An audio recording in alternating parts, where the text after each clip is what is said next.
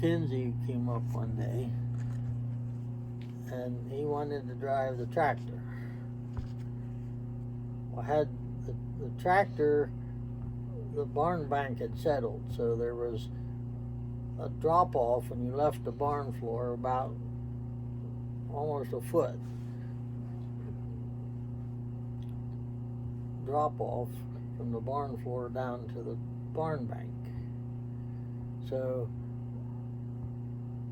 I should have known better to put the tractor away myself. I had my combine backed in the barn, and there was just enough room to get the tractor in and get the door shut. But you had to be going pretty fast because you had to jump up over that foot lip, and then as soon as you got up on the barn floor, because you were going fast to get up over that bump, then you had to jump on the brakes to get stopped, because as soon as the back end of the tractor got in, you were done. Well, Tim decided he was driving the tractor, which was okay when he was outside. I never should have let him put it away. And he was driving and I was sitting on the fender.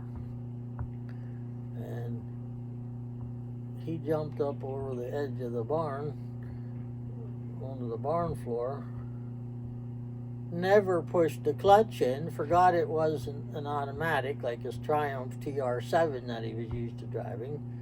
So there was nothing to stop the tractor, you had to learn the brakes.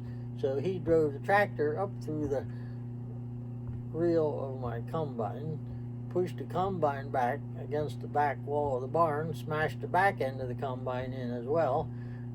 Now we're sitting with the front wheels of the tractor up in the reel of my combine.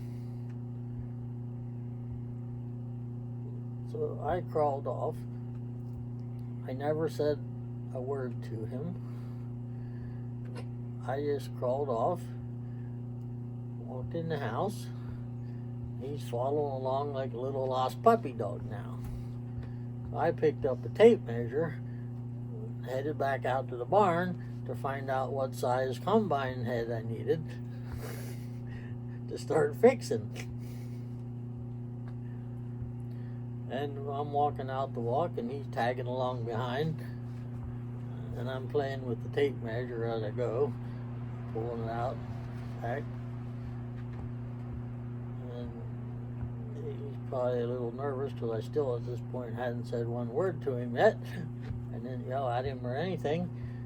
And he says, "What are you doing?" I said, "I'm just going to see how deep 6 feet is."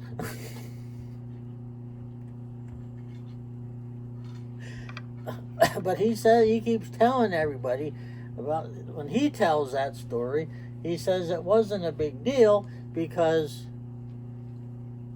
I fixed a combine for $10.